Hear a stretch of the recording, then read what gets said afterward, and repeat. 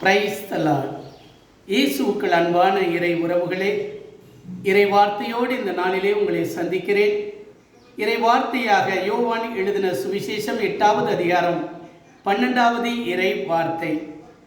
உலகின் ஒளி நானே, என்னை பின்பற்றுபவர் இருளில் நடக்க மாட்டார் என்று சொல்லப்படுகிறது.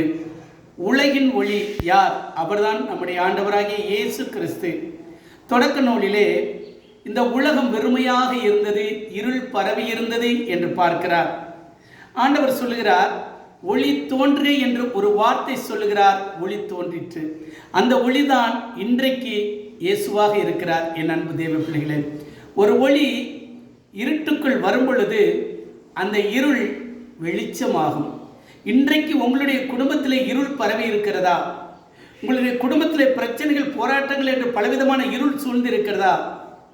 அன்பு ஆண்டவர், உலகின் ஒளி இயேசுவை நீங்கள் உங்களுடைய இல்லத்திற்கு அழைத்து வாருங்கள்.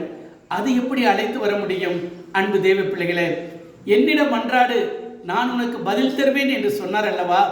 ஆண்டவரே, நீர் இன்று என்னுடைய இல்லத்திற்கு வாரும், உம்முடைய பிரசன்னத்தை நான் உணர வேண்டும் என்று கேளுங்கள். கண்டிப்பாக உங்களுடைய இல்லம் மட்டுமல்ல, உள்ளமும் ஒளி வீசும்.